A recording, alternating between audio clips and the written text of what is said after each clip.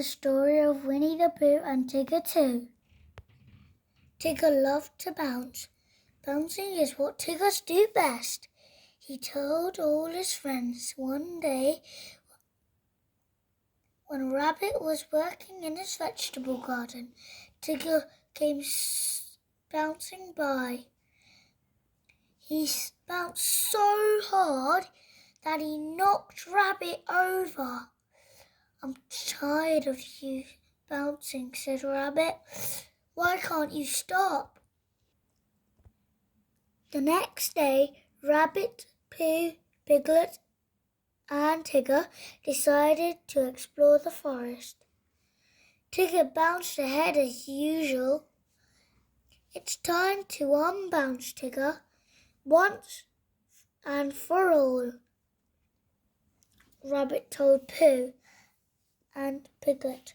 "I have a plan. Follow me." Rabbit led Pooh ahead and Piglet into a hollow tree trunk. "We're going to lose Tigger," he explained. "But why?" asked Pooh. "So Daddy will be grateful when we find him again," said Rabbit. "Then he will be a humble and bouncy Tigger."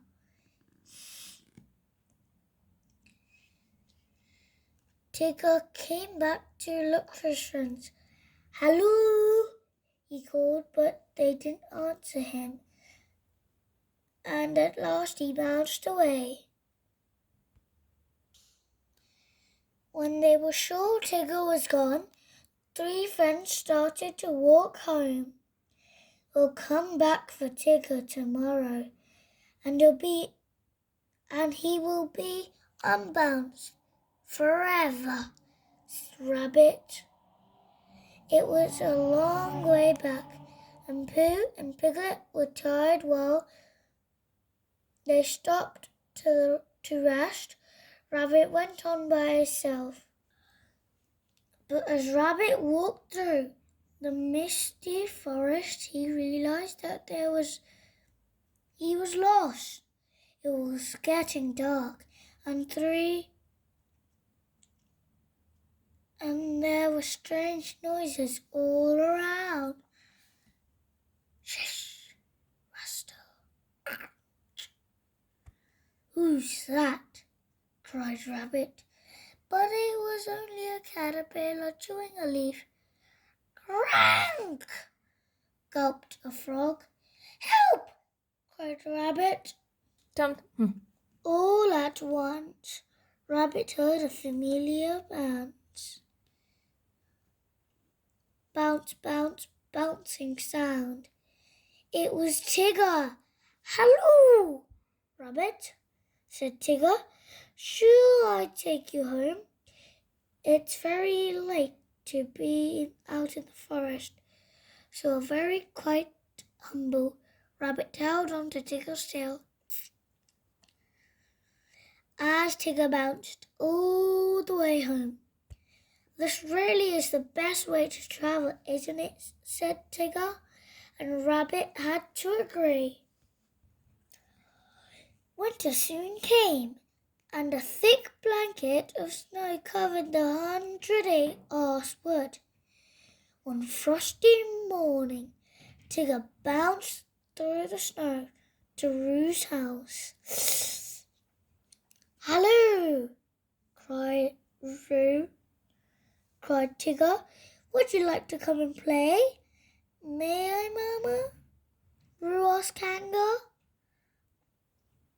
"All right," said Kanga, "but be back in time for tea."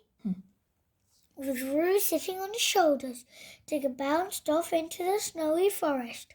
"Can Tiggers climb trees?" Roo asked his friend. "Of course," said Tigger. We just bounced them up." "That sounds like fun," said Roo. "Let's bounce up a tree together." So they found a tall tree, and Tigger bounced up, and up he went, up to the very top of the tree. "I never knew trees were so high," gulped Tigger, trying not to look down. Whee, this is fun, said Roo, swinging from Tigger's tail. But please stop swinging, said Tigger. All right, said Roo, climbing onto a branch. Shall we go home now? But Tigger couldn't get down. He was stuck. Luckily, Pooh and Piglet were out walking nearby. When they saw Tigger and Roo up in the tree, they called all their friends to come and help. Please get me down, groaned Tigger. If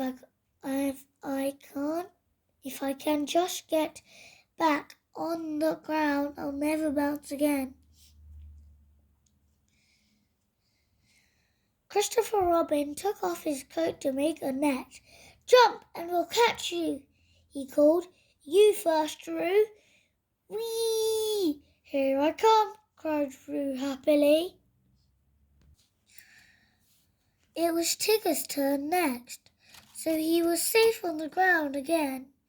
I'm so happy I could bounce all the way home, he said. Remember your promise, said Robin. No more bouncing. Oh, yes, said Tigger sadly.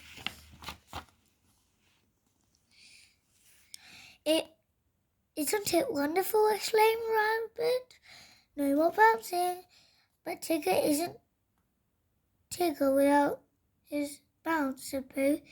Pooh's right, said Kangaroo. I'd rather have an old bouncy Tigger back. Rabbit realised that his friends were right.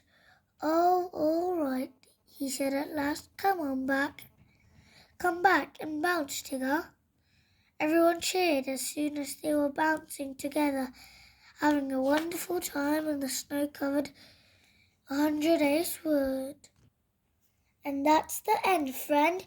Hope you liked the video, and you can find books on Amazon.